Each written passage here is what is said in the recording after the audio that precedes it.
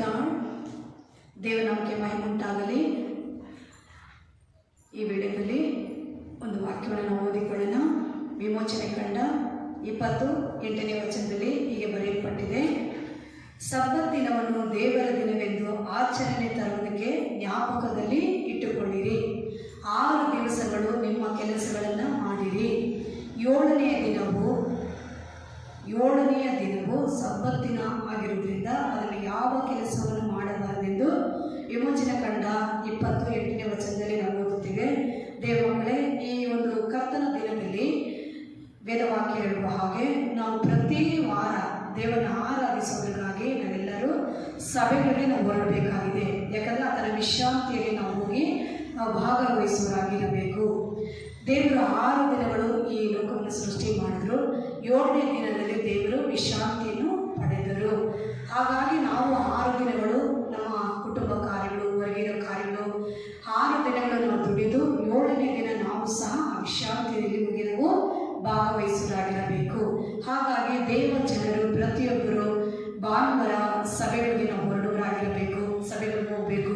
ದೇವರ 6 ದಿನಗಳು ನಮ್ಮನ್ನು ಆಶೀರ್ವದಿಸಿ, 6 ದಿನಗಳು ದೇವರು ನಮ್ಮನ್ನು ಮಾರ್ಗ ನಡೆಸಿ, ನಮ್ಮನ್ನು ದೇವರು ಪೋಷಿಸಿ, ಅದ್ಭುತವಾಗಿ ನಮ್ಮನ್ನು ಕಾಪಾಡಿರೋ ದೇವರಿಗೆ ನಾವು ಆಲಯದಲ್ಲಿ ಹೋಗಿ ನಾವು ಹೃದಯಪೂರ್ವಕವಾಗಿ ದೇವರನ್ನ ಆರಾಧಿಸಿ ನಾವು ಅವರಿಗೆ ಕೃತಜ್ಞತೆಯನ್ನು ಸಲ್ಲಿಸುವರಾಗಿರಬೇಕು. ಆಮೇಲೆ ಹಲ್ಲೆಲೂಯಾ. ಕೀರ್ತನೆ 128 5ನೇ ವಚನದಲ್ಲಿ ಬರೆಯಲ್ಪಟ್ಟಿದೆ: ಚೀಯೋನಿನಲ್ಲಿರುವಂತಹ ಯೆಹೋವನು ನಿನ್ನನ್ನು ಆಶೀರ್ವದಿಸಲಿ. ಜೀವಮಾನವೆಲ್ಲ ಯೆರೂಸಲೇಮಿನ ಸೌಭಾಗ್ಯವನ್ನು ನೋಡುವನಾಗು, ಮಕ್ಕಳನ್ನು ಕಾಣುವನಾಗು. ದೇವವಾಕ್ಯ ಹೇಳುತ್ತೆ, ಚೀಯೋನಿನಿಂದ ಯೆಹೋವನನ್ನು ಆಶೀರ್ವದಿಸಲಿ. ಚೀಯೋನ್ ಅಂದರೆ ದೇವರ ಆಲಯ. ನಾವು ದೇವರ ಆಲಯದಲ್ಲಿ ಹೋಗಿ ದೇವರನ್ನು ಆರಾಧಿಸುವಾಗೆ, ನಾವು ದೇವರಿಗೆ ಕೃತಜ್ಞತೆಗಳನ್ನು ಸಲ್ಲಿಸುವಾಗೆ, ದೇವರ ವಾಕ್ಯಗಳನ್ನು ಕೇಳಿ ನಾವು ದೇವರನ್ನ ಘನಪಡಿಸುವಾಗೆ, ಈ ಎಲ್ಲ ಆರಾಧನೆ ನಾವು ಮುಗಿಸ್ಕೊಂಡು ನಾವು ಹೊರಟು ನಾವು ಬರುವಾಗೆ ದೇವರು ಏನು ಮಾಡ್ತಾರೆ, ಆ ಚೀಯೋನಾಗಿರೋ ಸಭೆಗಳಿಂದ ದೇವರು ನಮ್ಮನ್ನು ಆಶೀರ್ವದಿಸಿ ನಮ್ಮನ್ನು ಕಳಿಸಿಕೊಡುವಂಥ ದೇವರಾಗಿದ್ದಾರೆ. ನಾವು ಈ ರೀತಿಯಾಗಿ ಸಭೆಗಳಿಗೆ ಹೋಗಿ ದೇವರ ಆಶೀರ್ವಾದನ ಹೊಂದಿಕೊಂಡು ಅನಂತರ ನಾವು ಹೊರಗಡೆ ಹೋಗಿ ನಾವು ಉಳಿದ 6 ದಿನಗಳಲ್ಲಿ ನಾವು ಮಾಡುವ ಎಲ್ಲ ಕೆಲಸ ಕಾರ್ಯಗಳಲ್ಲಿ ದೇವ ಆಶೀರ್ವಾದ ಇರುತ್ತೆ. ನಾವು ಮಾಡಿರುವಂಥ ಎಲ್ಲ ಕುಟುಂಬ ಕೆಲಸಗಳಾಗಲಿ ಅಥವಾ ಹೊರಗಡೆ ಇರುವಂಥ ವ್ಯಾಪಾರ ಆಗಲಿ, ಬಿಸ್ನೆಸ್ ಆಗಲಿ, ಅಥವಾ ನಾವು ಎಂಥ ಕೆಲಸ ಕಾರ್ಯಗಳು ಮಾಡಿದ್ರು ಅದು ಎಲ್ಲರ ಮೇಲೆ ದೈವ ಆಶೀರ್ವಾದ ಇರುತ್ತೆ. ಕಾರಣ ಏನಂದರೆ ನಾವು ದೇವರ ಆಲಯದಲ್ಲಿ ಹೋಗಿ ದೇವರನ್ನ ಈ ರೀತಿಯಾಗಿ ಆರಾಧಿಸಿ ಘನಪಡಿಸಿ ಅನಂತರ ಉಳಿದ 6 ದಿನಗಳು ನಾವು ಮಾಡುವ ಆ ಎಲ್ಲ ಕಾರ್ಯದಲ್ಲಿ ದೇವರ ಆಶೀರ್ವಾದ ಇರುತ್ತೆ. ಒಂದು ವೇಳೆ ನಾವು ಸಭೆಗಳಿಗೆ ಹೋಗದೆ ನಾವು ಮನೆಗಳಲ್ಲಿ ನಮ್ಮ ಕೆಲಸ ಕಾರ್ಯ, ಲೌಕಿಕವಾದ ಕಾರ್ಯಗಳೆಲ್ಲ ನಾವು ಇರುವುದಾದರೆ ಆ ದಿನ ನಾವು ಆಶೀರ್ವಾದನ ಕಳ್ಕೊಳ್ತೀವಿ. ದೇವರ ಆಶೀರ್ವಾದನ ನಾವು ಕಳ್ಕೊಳ್ಳುವಾಗೆ ನಾವು ಮಾಡೋ ಕೆಲಸ ಕಾರ್ಯಗಳಲ್ಲಿ ಆಶೀರ್ವಾದ ಇರೋದಿಲ್ಲ, ಕುಟುಂಬಗಳಲ್ಲಿ ಆಶೀರ್ವಾದ ಇರೋದಿಲ್ಲ, ಸಮಾಧಾನ, ಶಾಂತಿ, ನೆಮ್ಮದಿ ಇರೋದಿಲ್ಲ. ಹೀಗಾಗಿ ದೇವ ಮಕ್ಕಳೇ, ಚೀಯೋನಿನ ಒಳಗಿರುವಂಥ ದೇವರು ನಮ್ಮನ್ನು ಆಶೀರ್ವದಿಸಬೇಕಾದರೆ ನಾವು ಆಲಯದಲ್ಲಿ ಹೋಗಿ ದೇವರ ಸನ್ನಿಧಾನದಲ್ಲಿ ನಾವು ದಿನವನ್ನು ಕಳೆಯುವಾಗೆ, ನಾವು ಕಳೆದು ಅದರ ಆಶೀರ್ವಾದನ ನಾವು ಹೊಂದಿಕೊಂಡು ಹೋಗುವಾಗೆ ದೊಡ್ಡ ಆಶೀರ್ವಾದ ಇರುತ್ತೆ. ಆಮೇಲೆ ಹಲ್ಲೆಲೂಯಾ. ಜೀವಮಾನವೆಂದರೆ ನಾವು ಜೀವಿಸುವಂಥ ಎಲ್ಲ ಕಾಲಗಳಲ್ಲಿ ನಾವು ಏನು ಮಾಡ್ತೀವಿ, ದೇವರ ಆಶೀರ್ವಾದನ, ಆ ಶುಭವನ್ನು ನಾವು ಹೊಂದಿಕೊಳ್ಳಲು ಸಾಧ್ಯವಾಗುತ್ತೆ. ಆಮೇಲೆ ಹಲ್ಲೆಲೂಯಾ. ಕೀರ್ತನೆ 122 ಮೊದಲನೇ ವಚನ ಹೇಳುತ್ತೆ: ಜನರು ನನ್ನನ್ನು ಆಲಯಕ್ಕೆ ಹೋಗೋಣ ಬಾ ಎಂದು ಕರೆದಾಗ ನನಗೆ ಬಹಳ ಸಂತೋಷ ಆಯಿತೆಂದು ದಾವೀದ ಭಕ್ತನು ಹೇಳ್ತಾನೆ. ಆಮೇಲೆ ಹಲ್ಲೆಲೂಯಾ. ನೋಡ್ರಿ, ಜನರ ಬಗ್ಗೆ ದಾವೀದನು ಹೇಳ್ತಾರೆ, ದೇವರ ಆಲಯಕ್ಕೆ ಹೋಗೋಣ ಬಾ, ಯೆಹೋವನ ಮಂದಿರಕ್ಕೆ ಹೋಗೋಣ ಬಾ ಅಂತ ಜನ ಹೋಗಿ ದಾವೀದ ರಾಜನ ಕರೀತಾರೆ. ಆಗ ದಾವೀದ ರಾಜನಿಗೆ ತುಂಬಾ ಸಂತೋಷ ಆಯಿತು.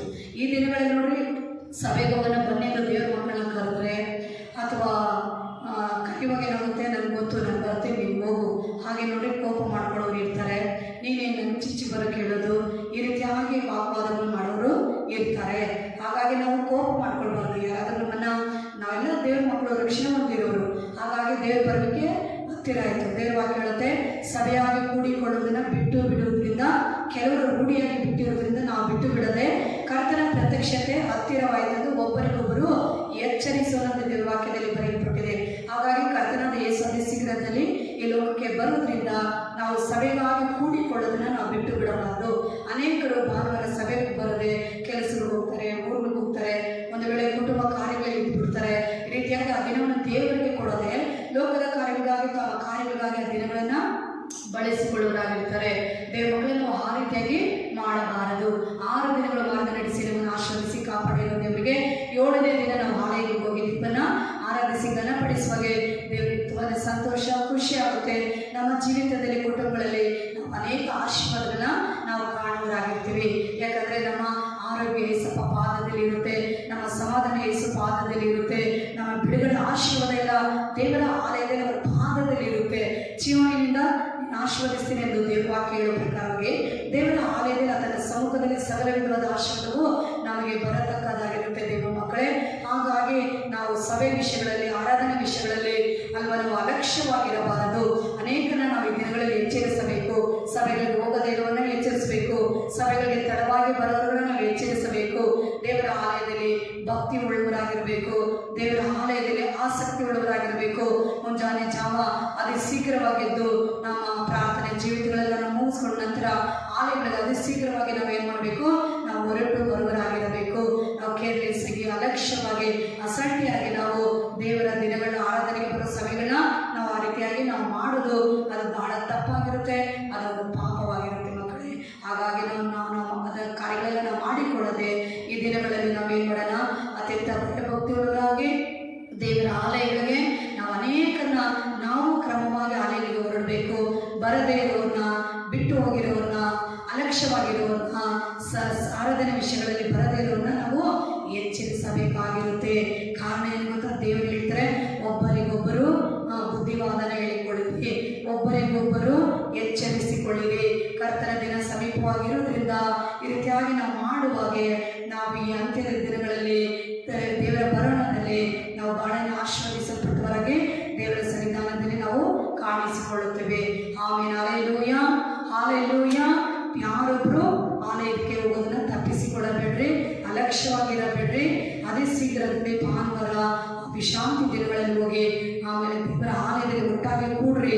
ದೇವ ಮಕ್ಕಳು ಒಂದಾಗಿರೋದು ಎಷ್ಟೋ ಸಂತೋಷ, ಅದು ಎಷ್ಟೋ ಉಲ್ಲಾಸದ ವಾಕ್ಯದಲ್ಲಿ ಬರೆಯಲ್ಪಟ್ಟಿದೆ. ಹಾಗಾಗಿ ನಿಮ್ಮ ನಿಮ್ಮ ಆಲಯಗಳಿಗೆ ಹೊರಡ್ರಿ. ಆಲಯಗಳಿಗೆ ಹೋಗಿ ಭಯಭಕ್ತಿಯಾಗಿ ದೇವರನ್ನ ಆರಾಧಿಸ್ರಿ, ದೇವರ ವಾಕ್ಯಗಳನ್ನು ಕೇಳ್ರಿ. ನಿಮ್ಮ ಎಲ್ಲ ಕಷ್ಟ ಸುಖಗಳನ್ನ ಅವ್ರ ಪಾದದಲ್ಲಿ ಇಡ್ರಿ. ದೇವರು ನಿಮ್ಮನ್ನ ಕರಚಾಚಿ ಅವರು ನಿಮ್ಮನ್ನು ಆಶೀರ್ವದಿಸಿ ನಿಮಗೆ ಸಕಲ ವಿಧವಾದ ಆರೋಗ್ಯ, ಆಯಸ್ಸು, ಬಲ, ತನ್ನ ಎಲ್ಲ ಕೃಪೆನ ಅವರು ನಿಮಗೆ ಧಾರಾಳವಾಗಿ ಕೊಟ್ಟು ನಿಮ್ಮನ್ನು ಅದ್ಭುತವಾಗಿ ಆಶೀರ್ವದಿಸಿ ಮಾರ್ಗ ನಡೆಸುವ ದೇವರು ಆತನಾಗಿರ್ತಾನೆ. Hallelujah, hallelujah. ನಿಮ್ಮ ಕಷ್ಟ, ಚಿಂತೆ, ನಿಮಗೆ ಏನೇ ಪ್ರಾಬ್ಲಮ್ ಇದ್ರು, ಎಲ್ಲ ಸಮಸ್ಯೆಗಳು ತೆಗೆದುಕೊಂಡು ದೇವರ ಪಾದದಲ್ಲಿ ಹೋಗುವಾಗೆ ಅಲ್ಲೊಂದು ಸಮಾಧಾನ ಇರುತ್ತೆ, ಮನಸ್ಸಿಗೆ ಶಾಂತಿ ಇರುತ್ತೆ. ದೇವರು ನಮ್ಮನ್ನು ಸಂತೈಸ್ತಾರೆ, ಆಧರಿಸುತ್ತಾರೆ, ನಮ್ಮ ದುಃಖಗಳನ್ನ ಸಂತೋಷವಾಗಿ ಮಾರ್ಪಡಿಸ್ತಾರೆ, ಆನಂದ ಕೊಡ್ತಾರೆ, ಉಲ್ಲಾಸ ಕೊಡ್ತಾರೆ, ಸಮಾಧಾನ ಕೊಡ್ತಾರೆ. ಈ ರೀತಿಯಾಗಿ ಕೊಡುವ ದೇವರು ಈ ಲೋಕದಲ್ಲಿ ಯೇಸು ಮಾತ್ರ ಮಕ್ಕಳೇ. ಹಾಗಾಗಿ ಆಲಯಕ್ಕೆ ಹೋಗೋದನ್ನ ಯಾರೊಬ್ಬರು ತಪ್ಪಿಸಿಕೊಳ್ಳಬೇಡ್ರಿ. ಎಲ್ಲರೂ ದೇವರ ಆಲಯಕ್ಕೆ ಹೊರಡ್ರಿ. ದೇವರು ನಿಮ್ಮನ್ನು ಅಧಿಕವಾಗಿ ಆಶೀರ್ವದಿಸಲಿ. ಆಮೇಲೆ ಹಾಲೆಲೂಯ. ಸಬ್ಬತ್ ದಿನವನ್ನು ದೇವರ ದಿನವೆಂದು ಆಚರಣೆ ತರೋದಕ್ಕೆ ನೆನಪಲ್ಲಿಟ್ಟುಕೊಳ್ಳಿರಿ. 6 ದಿನಗಳು ನಿಮ್ಮ ಕೆಲಸ ಮಾಡಿ 7ನೇ ದಿನ ವಿಶ್ರಾಂತಿನ ನೀವು ಪಡೆದು ದೇವರ ಆಲಯದಲ್ಲಿ ಕಾಣಿಸಿಕೊಳ್ಳುವಾಗೆ ದೇವರು ಸಂತೋಷ ಪಡ್ತಾರೆ, ನೀವು ಆಶೀರ್ವದಿಸಲ್ಪಡ್ತೀರಿ. ಆಮೇಲೆ ಹಾಲೆಲೂಯ. ದೇವರು ನಿಮ್ಮೆಲ್ಲರನ್ನ ಆಶೀರ್ವದಿಸಲಿ. ಈ ವೇಳೆಯಲ್ಲಿ ವಾಕ್ಯನ ಕೇಳಿರುವಂಥ ಪ್ರತಿಯೊಬ್ಬರು ದೇವರು ನಿಮ್ಮನ್ನು ಆಶೀರ್ವದಿಸ್ರಿ. ಈ ವಾಕ್ಯಗಳನ್ನ ಧ್ಯಾನಿಸ್ರಿ, ಇದನ್ನು ಅನೇಕರಿಗೆ ಹಂಚಿಕೊಳ್ರಿ. ಅನೇಕರು ದೇವರ ಆಲಯಕ್ಕೆ ಭಯದಿಂದ, ಭಕ್ತಿಯಿಂದ, ನಡುಕದಿಂದ ಈ ಅಂತ್ಯದ ದಿನಗಳಲ್ಲಿ ದೇವರನ್ನ ಸೇವಿಸುವರಾಗಿ, ದೇವರ ಆಲಯವನ್ನು ಹುಡುಕಿ ಹೋಗುವರಾಗಿ ಕಾಣಿಸಿಕೊಳ್ಳಲಿ. ಪ್ರಾರ್ಥಿಸ್ರಿ, ಆರಾಧಿಸ್ರಿ. ದೇವರು ನಿಮ್ಮನ್ನ ಕರೆ ಹಿಡಿದು ಮಾರ್ಗ ನಡೆಸುತ್ತಾನೆ. ಆಮೇಲೆ ಹಾಲೆಲೂಯ. ಒಂದು ನಿಮಿಷ ನಾವು ಕಣ್ಮುಚ್ಚಿ ಪ್ರಾರ್ಥನೆ ಮಾಡೋಣ. ಆಮೇಲೆ ಹಾಲೆಲೂಯ. ಸರ್ವಶಕ್ತನಾಗಿರೋ ದೇವ, ಈ ವಾಕ್ಯವನ್ನು ಕೇಳಿರುವಂಥ ಪ್ರತಿಯೊಂದು ಮಗನಿಗಾಗಿ, ಮಗಳಿಗಾಗಿ ಸ್ತೋತ್ರಪ್ಪ. ಯಾರೆಲ್ಲ ಇದನ್ನು ನೋಡ್ತಾ ಇದ್ದಾರೋ ಎಲ್ಲರ ನೀನು ಆಶೀರ್ವದಿಸು, ಅವರ ಅಗತ್ಯಗಳನ್ನು ಸಂಧಿಸು, ಅವರಿಗೆ ಸಮಾಧಾನ, ಬಿಡುಗಡೆ, ಆರೋಗ್ಯವನ್ನು ಕೊಡ್ರಿ. ಅವ್ರು ಮಾಡುವ ಕೆಲಸ ಕಾರ್ಯಗಳನ್ನು ಆಶೀರ್ವದಿಸ್ರಿ. ಎಲ್ಲರೂ ಸಭೆಗಳಿಗೆ ಹೋಗಲು ಅಪ್ಪ ಎಲ್ಲರಿಗೆ ದಾಹ, ಆಸಕ್ತಿ, ಆತರ ಕೊಟ್ಟು ಎಲ್ಲ ಮಕ್ಕಳು ನಿನ್ನ ಆಲಯದಲ್ಲಿ ಹೋಗಿ ಭಾಗವಹಿಸಲು ಸಹಾಯ ಮಾಡ್ರಿ. ಸೇವಕರನ್ನು ಆಶೀರ್ವದಿಸ್ರಿ, ಸಭೆಗಳನ್ನು ಆಶೀರ್ವದಿಸ್ರಿ, ದೇವ ಕುಟುಂಬಗಳನ್ನು ಆಶೀರ್ವದಿಸ್ರಿ, ಎಲ್ಲರನ್ನು ಆಶೀರ್ವದಿಸ್ರಿ. ನಿಮ್ಮ ಕಾಲದಲ್ಲಿ ಒಪ್ಪಿಸ್ಕೊಡ್ತೀನಿ. ಪ್ರಾರ್ಥನೆ ಕೇಳಾಗಿ ಮಾಡಿರುವ ಸ್ತೋತ್ರ ಯೇಸು ನಾಮದಲ್ಲಿ ತಂದೆ, ಆಮೆನ್. ದೇವರಿಗೆ ಮಹಿಮೆ ಉಂಟಾಗಲಿ. ಈ ವಿಡಿಯೋ ಮಾಡುವಂಥ ಪ್ರತಿಯೊಬ್ಬರು ಲೈಕ್ ಮಾಡಿ, ಕಮೆಂಟ್ ಮಾಡಿ, ಸಬ್ಸ್ಕ್ರೈಬ್ ಮಾಡಿ. God bless you. ಆಮೆನ್.